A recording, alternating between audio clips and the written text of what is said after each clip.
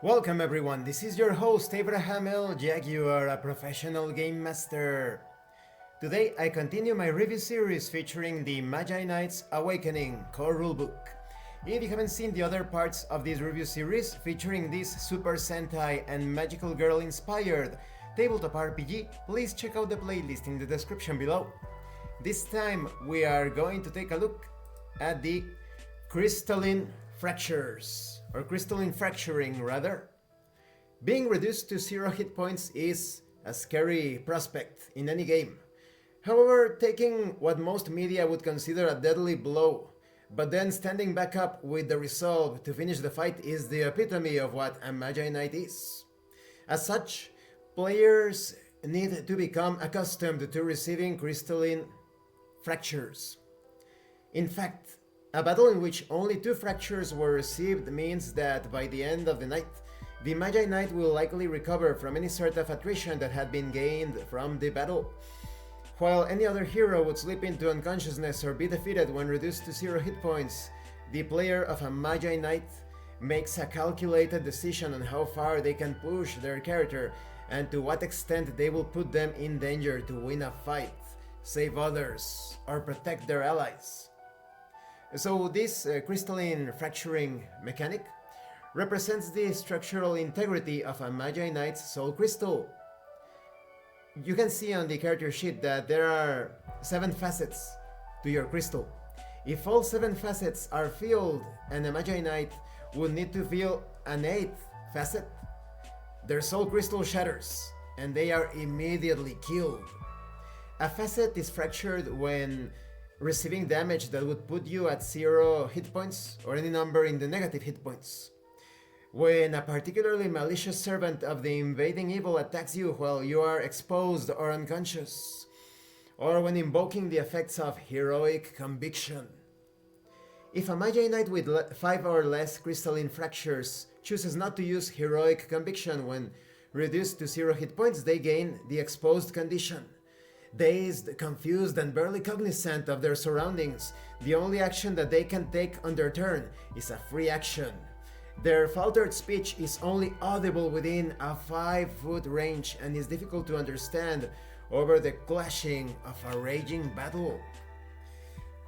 If a Magi Knight with 6 or more crystalline fractures is reduced to 0 hit points, they are then inflicted with the unconscious condition. Vulnerable and completely defenseless, just about anything could happen to an unconscious Magi Knight. Magi Knights are able to repair crystalline fractures during their sleep phase, when using some high-tier curing magic, implanting a crystalline suture, and from other rare sources. If a Magi Knight takes an 8th crystalline fracture, then they have already filled all of the 7 facets, this 8th damage to your crystal eliminates you. Additionally, if the Magi Knight is forced to take an additional burnout line, but cannot because they have taken too many, the character dies. After either occurrence, the following occurs. All Magi Knights within this squadron take a roll to resist the trauma. Immediately resolve any total soul eclipses that occur because of these trauma point gains. A Magi Knight might become distressed or paralyzed from these trauma point gains. You refer to the devastating trauma section for more details on this.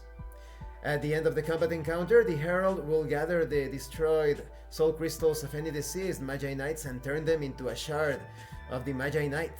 This shard will be bestowed upon the remaining Magi Knight who has the most social points with the fallen character.